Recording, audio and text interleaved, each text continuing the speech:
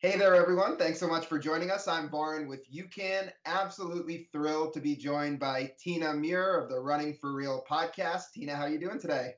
I am doing well. I'm excited to be here and talking about this. Really excited to chat with you. Our topic today is really your marathon story and marathon nutrition. You've kind of gone through the journey when it comes to marathon nutrition, both, previously when you were competing as an elite runner for Great Britain. More recently, after having your first child, you completed the Boston Marathon a little bit over a month ago. And kind of throughout all those marathons, what I really enjoyed as we've gotten to know each other is kind of the experimental approach you took to fueling and nutrition to really understand how different things were working for you, understand what you wanted to use. So that's really going to be the meat of what we talk about today, how you fuel your marathons and kind of what goes into that thought process. But before we get started there, Tina, tell our audience who may not know you. I know a lot of people who are listening do know you and are big fans of your podcast. But for those that aren't familiar with your story, how did you get into the sport of running? What motivated you to be a competitive runner? Well, I'm surprised the way you worded that. You obviously don't know my first entry into sports, which I know a lot of people do know, but I will say it for anyone who doesn't, which is I actually hid in the bathrooms for the cross country tryouts at school because I did not want to be on the cross country team. So if you want to call that my entry into the sport, then that was it. But somehow I found myself on the cross country team. No memory of how that happened. I'm assuming I must have just been working my way up in cross country like class, PE, and they eventually somehow roped me into it. But I don't remember. The first thing I really remember is finishing fourth in my town's race, basically the city of St. Albans, which I think is about 130,000 people, so not huge, but finishing fourth and thinking that's not that far away from first. And from there, I kind of got this drive to want to be better. I found a coach, Brad, who was absolutely wonderful and really determined to keep me, as I was only 14, as someone who enjoyed the sport. You see a lot of younger athletes who show potential kind of push too hard too early. He was determined not to do that, and I'm so thankful for him for doing that. So I kind of just worked my way up slowly. Did end up finishing, I think it was 16th in England by my senior year, what would be the equivalent of my senior year of high school. Was brought over to the US on a scholarship and kind of went from there. I've stayed here, ended up running as an elite after school, just kind of kept going until 2016 when you mentioned I stopped stopped running, potentially didn't know how long for, but it ended up being about 3 months I took off and fell pregnant in that time. So there's a lot to unpack there, and we're going to talk about a lot of what you just said and dive into it more because there's a lot of really interesting things to explore. But taking it back, kind of when you first got started in marathoning, when you were moving up in distance in your own running and kind of considering and thinking about the nutrition piece of that puzzle, how are you learning how to fuel for marathons? Where were you getting your info from? What did you think you needed, in order to get through these long efforts and these long races? I mean, I remember it being a bit of a wake up call because having been someone who I think when I went into marathons, my PR in the half was about 1:15. And that's kind of right on the borderline of where you can get away with not fueling. So I had never actually fueled in a half. And to this day, I haven't really, because I was right on the edge of where I could get away with it. So if I didn't have to, then why would I? So then going to marathons, I knew I'd heard from so many people that I couldn't, there was no way I was going to make it through without fuel. And, it had always been really important to me to make sure I was, fueled correctly. I remember seeing one of my earliest memories was, of my running was being on a bus on the way to a national championship next to a girl who finished really high up, but didn't last many more years. And she didn't really eat anything. And I thought, how is she running fast when she doesn't eat? And I couldn't wrap my brain around it. And now I know she didn't last, so that was why. But to me, I was like, I need food, I need energy. So I knew all along that I wanted to take that seriously. But I didn't know what I was doing. I was kind of flailing around. I ended up, my first marathon was Philadelphia, and I looked on the race website, saw what fuel they were handing out, and I thought I'd try it. So did do gels. I don't know if you know this part of my story, but I took 3 caffeinated gels during that marathon. And I didn't take water with the third gel, which I took at mile 18. Hadn't had water since mile 14, I think. And about half a mile afterwards, I just crashed. I felt like someone kicked the wind out of or the air out of my lungs, and I couldn't breathe.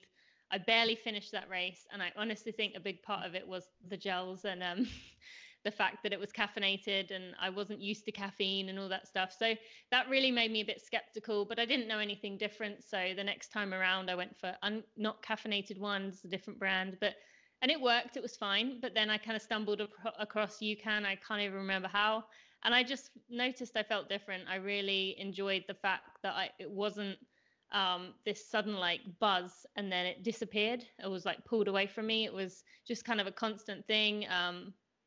And yeah, from then on, it kind of I went through a few years of kind of being in and out of my racing, but towards the end of my elite running career as part one, we can say, I used it exclusively for my marathons, taking nothing else but UCAN during the race. Thankfully, I was given elite bottles, so I was handed it to me. And I just loved it. I had that, and I had 1 packet of run gum around maybe mile 22 or something, and that was it. And I just felt like fuel-wise, that was exactly what I needed, and it just kind of affirmed my belief that Generation UCAN was definitely the way I wanted to go forward. When we think about marathon fueling, and even like fueling when you're training for a marathon, fueling your long runs, there's sort of two components of it, right? There's that element of what you fuel with pre-run, and for a lot of people that could be food, it could be some combination of food and the sports nutrition product. There's also certainly the element that you were talking about the mid-run fueling, and what do you carry with you, and how do you approach that? And frankly, they both, I'm sure you know this better than anyone through your personal experience, and also just through your community and the types of questions you hear runners talking about. They're both things that kind of have a lot of questions around them and a lot of tactics around them. So maybe we can break that up kind of into two components. Let's talk about your sort of pre-long run or pre-training routine. And I want to even start it back to when you were first starting with the marathon. How did you approach this element of fueling up before a long run, and how maybe did your perspective on that change, as you got more experience? Yeah, I mean, I think at the beginning, pre-fueling was very much about what I had done through college that I knew was safe. So for me, that was a bagel and a banana. That was kind of my safe option, and I started there. Then it kind of transitioned to oatmeal. Kind of figured I'd get more bang for my buck with the energy stores in a marathon. And then I eventually went over to a sweet potato with almond butter.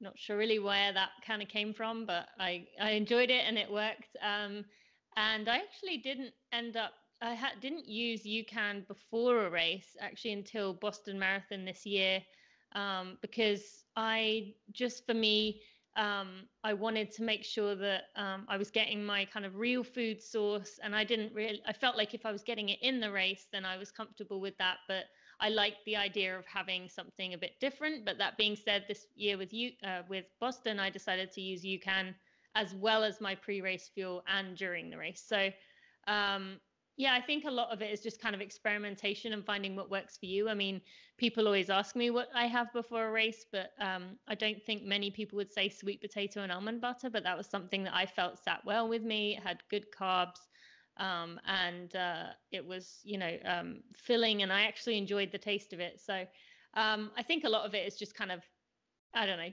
trial and error, essentially.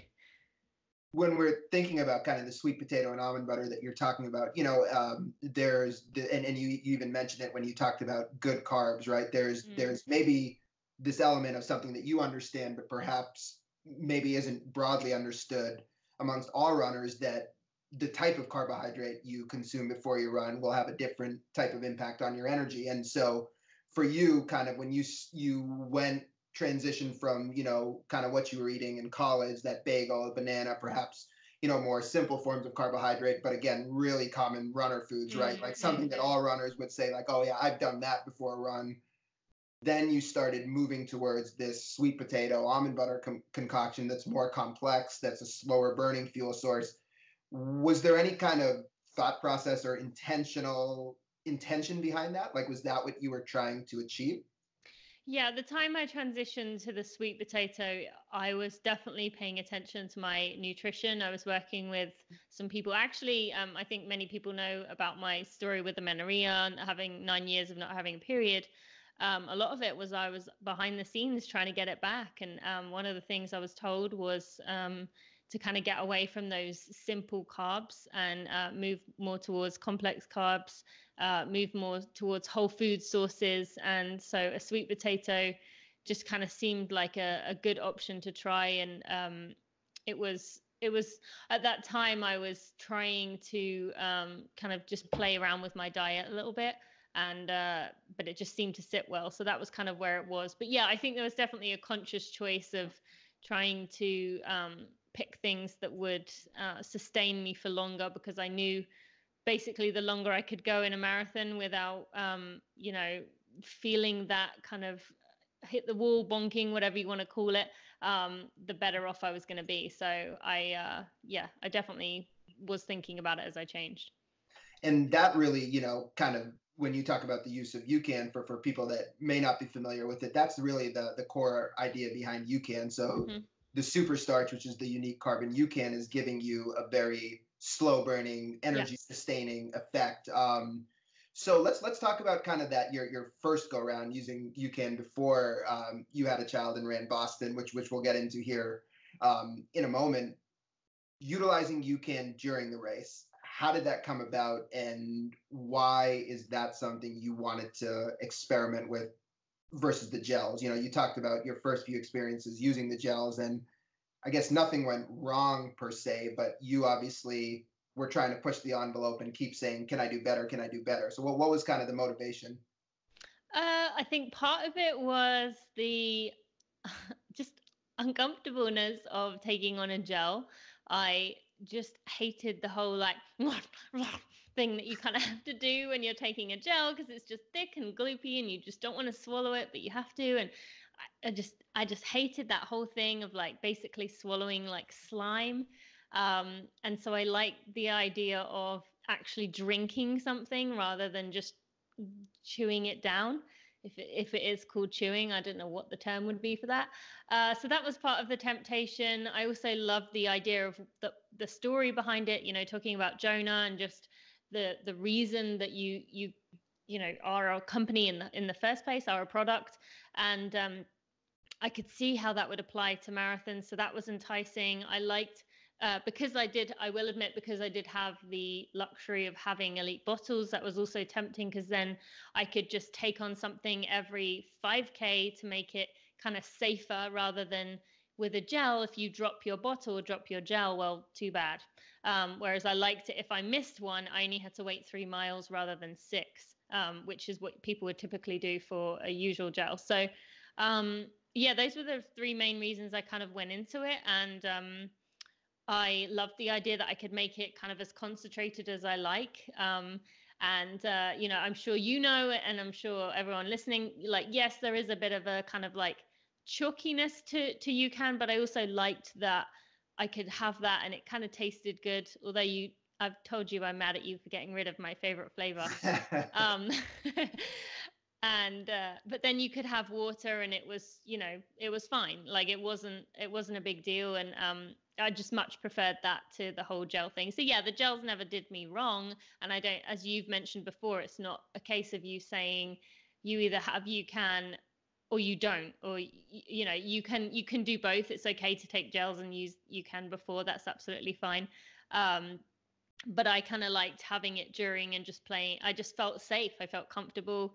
And that's why going into Boston this year, I knew that this was the only thing I wanted to use. I did actually ask around about what gels people recommended. I was still planning on using UCAN before, but I asked around about gels, had a lot of responses, but I just couldn't do it. I knew what I liked, I knew what I felt comfortable with, and I just wanted to stick with it. So we're gonna now dive into your story with Boston this year because I Yeah. think it's interesting. But one of the things you mentioned there, which I think we hear a lot of runners talk about with UCAN, is that ability to, while the super starch texture wise, maybe a little bit chalky in consistency because it's not a sugar based fuel source. It's a really complex starch and it digests easily. There's not that impetus like a gel to chase it back with a certain amount of fluid or water. So Yeah. for a lot of people, like that timing effect or even the how concentrated you can mix it without worrying about the belly aches is really appealing. Yeah. Yeah. But now for you, let's fast forward. So first, before we really get into the nutrition side of things with what you did in Boston, let's just talk about what you did in Boston, period. So you're training at an elite level, you have a lot of success running the marathon, then you have a baby, and this is what, now about 16, 17 months ago, or is that what we're talking? Yeah, 16 months ago. Yep. 16 months ago. So when did you know you wanted to tackle the marathon again? I think it was just I wanted to do something for me, not to prove a time, not to run a personal best. But I knew I wanted to do Boston. It was always, of course, it was always going to be on my list of races to do. But Boston isn't typically a fast race. Even at my best, I wasn't. I mean, unless a year like 2017, 18, which who knows, but typically I wasn't going to finish in the top 10.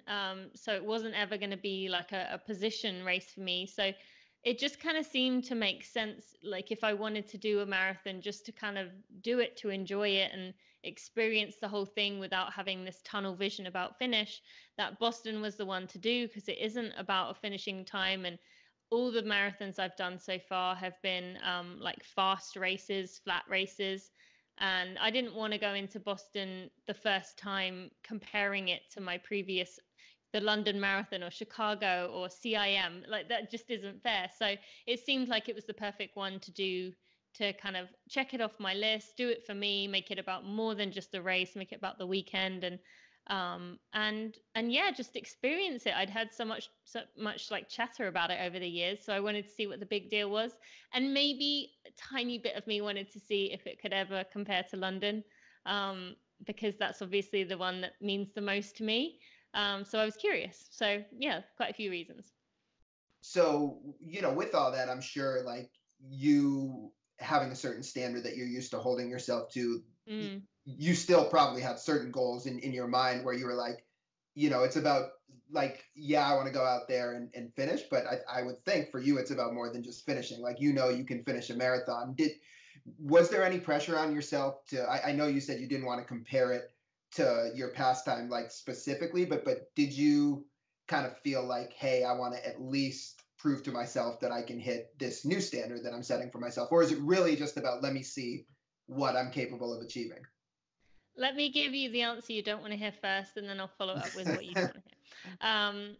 I didn't have really any goals, because I just knew for me it was dangerous going into it with any kind of time goal.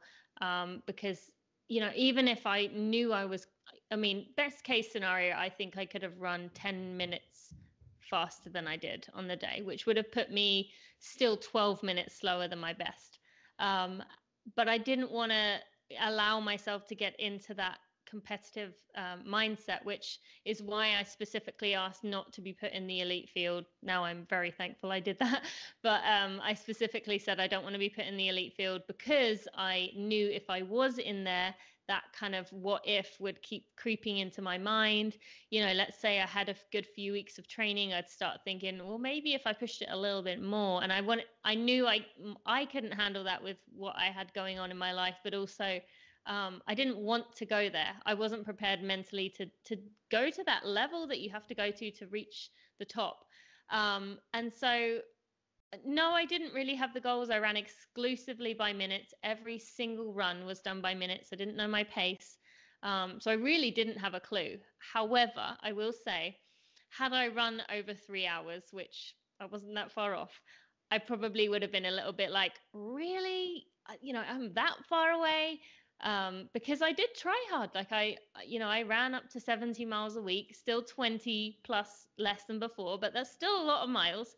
I did push myself as hard as I could. I, committed. I ran up to 21 or 22 miles in my long runs. Like I really did it. So I think had I not broken 3, I would have been a little bit like, oof, that stings a little bit. But you know, at the end of the day, I knew that I wasn't doing it to prove it to anyone else. I was doing it for myself. I knew I had loaded up the few days before the race with way too much stuff, and I was willing to pay the price for that.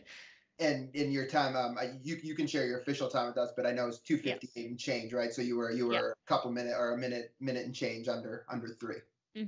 Yeah. Well, 2:58, 1:13, I think. Yeah. 2:58, awesome. 13. I think that was what it was. I don't even know. Sure. Amazing. So what was different this time around? You know, obviously, and when I specifically ask you that question, I'm talking about from a fueling standpoint. So even taking it back to training, like, did you this time around notice you're saying that my body needs something different, or I need to prepare for these runs in a different manner because of what my life is? The biggest thing and the first thing that comes to mind, which isn't the priority, but that's come to mind, I don't know what I would have done without the UCAN bars. Like before, when I didn't have a child, every Sunday I would do like food prep and I would make superhero muffins and all these different things. And I've still kind of somewhat kept up with it, but not regularly. Every Sunday I had all this food in my fridge and I was just ready for my week. Fast forward to now, usually well, I've been trying to get up a little bit earlier, but for quite a long time I was getting up about when I heard my daughter waking up, which gave me a 10-minute window, would literally shovel down a bar and then just kind of chase after her for a while. So I don't know what I would have done without them, because for me, I've realized I need to eat something immediately when I wake up. And so those were a lifesaver. I had one every single day of my training. And I didn't really do that before. Yes, those. Though you've got the wrong I flavor. thought the It's wrong all one. about the peanut butter. Peanut butter is your one, right? Yeah, I'm hoping. I Yeah. knew you would catch that over, even. um, but then, yeah, so, but I knew that I wanted to use UCAN as my fuel, despite this time not having the luxury of the elite bottles. It was so important to me that I knew I was going to carry my UCAN with me, and we'll talk later, I'm sure, about how far I went to do that. But yeah, so I started practicing immediately, having UCAN before my runs, my workouts, my long runs. Um, you know, just to kind of get my body used to it. Not that you really need any time to get used to it. As you mentioned, I don't really know anyone who's had stomach upsets from it. But I just wanted to get used to taking it, get used to kind of it being in my system. And so I did. Yeah, I just kept doing it. Took it with me on my long runs. Although obviously that's a bit more uncomfortable because you don't, if you take UCAN, you can't take any water with you. And in races, you know, you will have that, but you don't have that on long runs. So that was tough at times on hot days. But yeah, I got through and was excited for the race, and had a bottle that fit perfectly in my shorts. So I was feeling good about it. Yeah.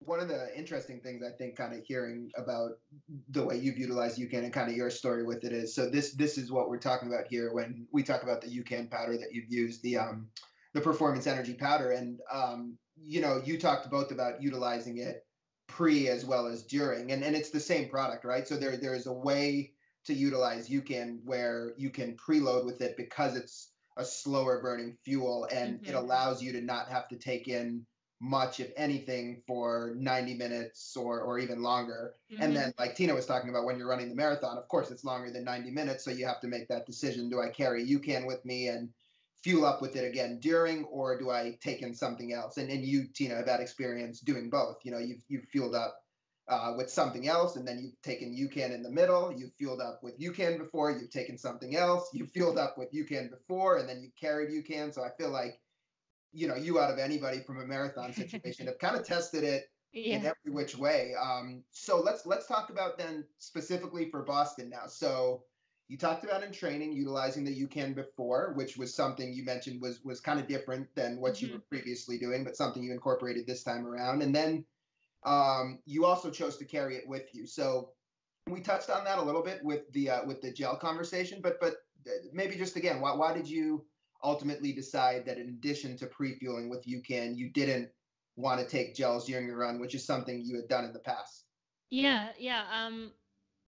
Initially, I did want to go back to gels because I thought, well, why would I carry something when I can just, stick a gel in my sports bra and two in my pockets and then I'm done. And so I did ask around. I had a lot of recommendations, and but then I just went to go order one of them, and I just couldn't do it. I just thought I just don't want to. And I mentioned this to you, but I haven't mentioned this really to anyone else. I ran a half marathon a few weeks ago, and just kind of forgot my bar. Ended up my UCAN bar. Ended up not eating anything before the race. Starbucks wouldn't take Starbucks cards or Apple Pay.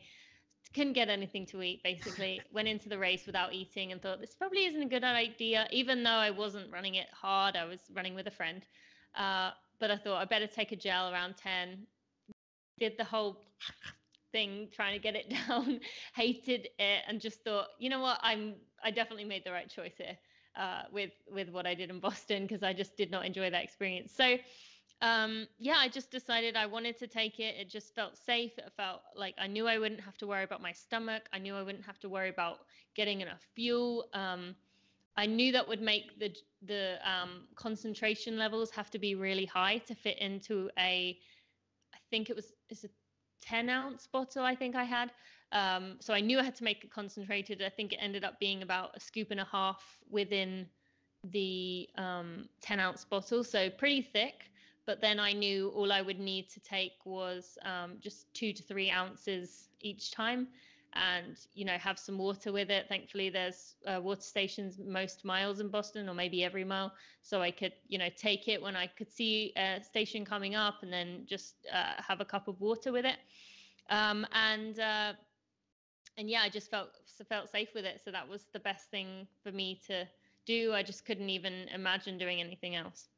So you talked about the concoction you were carrying. So if we could break it down, maybe for those in our audience that are familiar with UCAN and are trying to like maybe calculate in their head, how should I do this if I want to try to do what Tina did? So let's stick with this powder.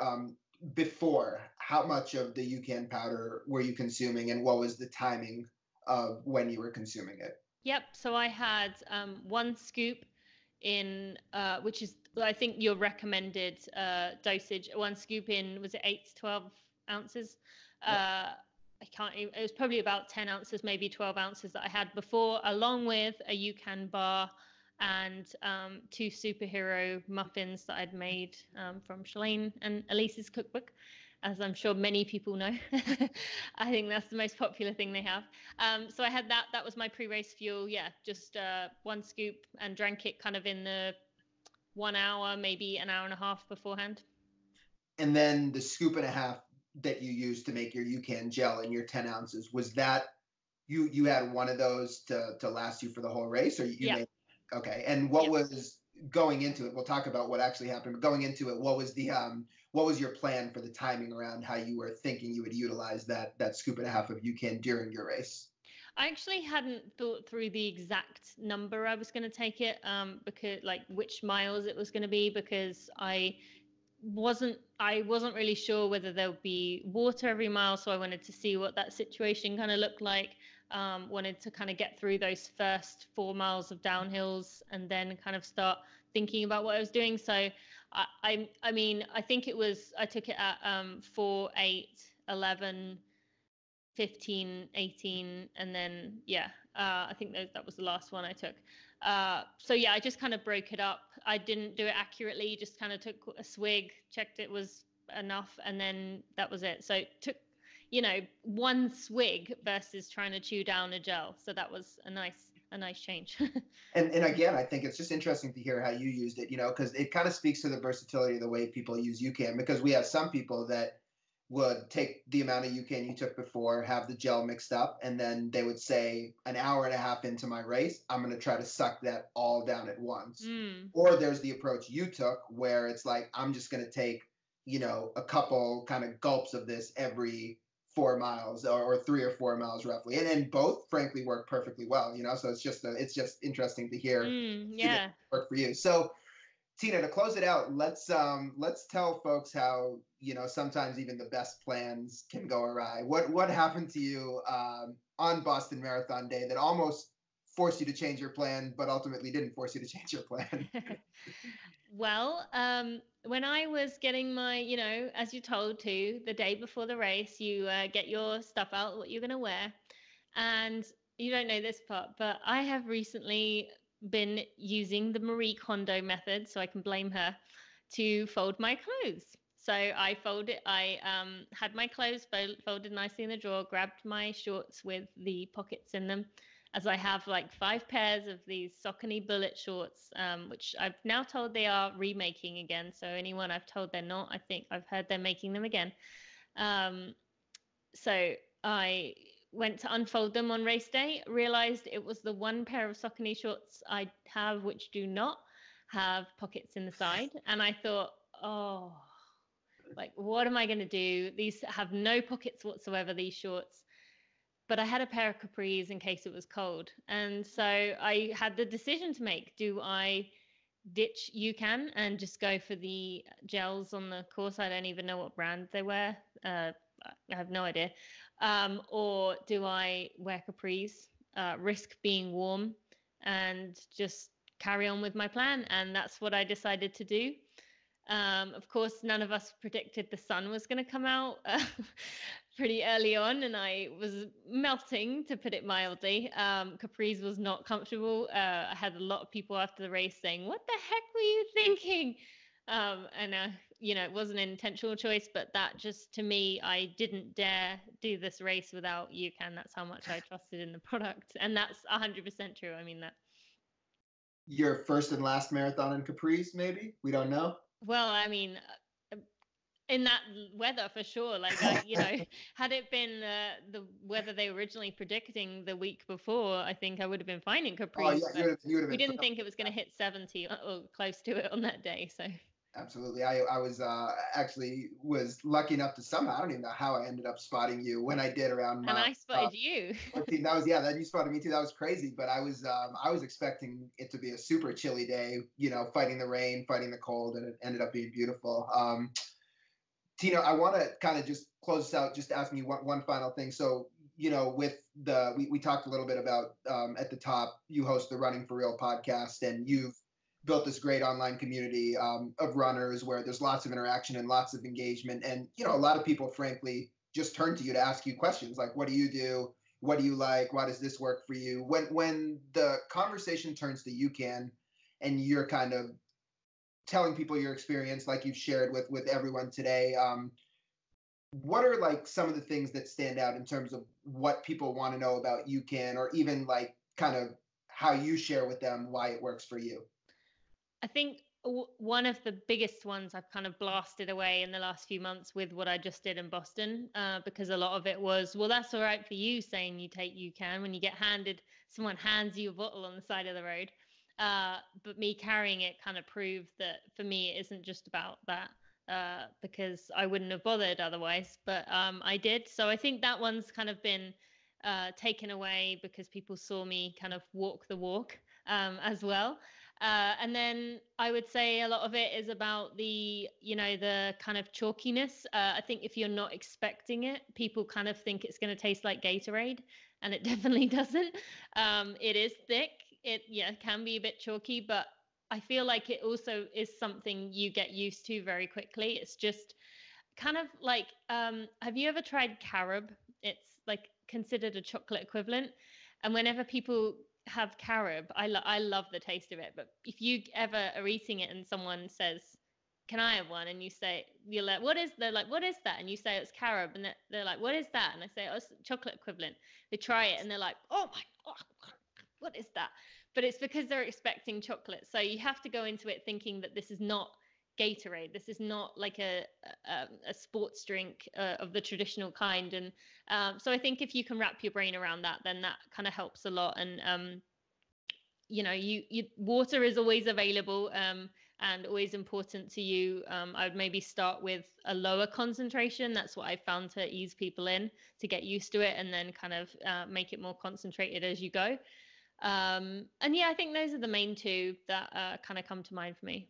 That's great. And I'll just layer on one more mixing tip, even pre-mixing it the night before, popping them. Oh, yes, absolutely.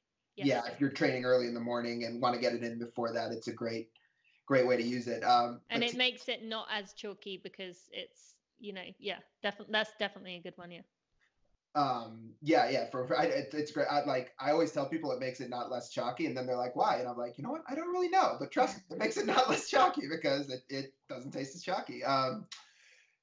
But anyways, Tina, I really want to thank you. It's really cool to hear all the insight, all the experimentation you've done with UCAN. Like I mentioned before, I really enjoy this conversation because you truly have used the product in all sorts of different ways, both in training settings and race settings where, your body's sometimes being pushed to the limit and you can really get a chance to test whether or not it works. So really appreciate that. I know our audience who's listening to this, for anyone that wants to hear more of what you're doing, because Tina talks about a whole bunch of interesting stuff in running, not just UCAN.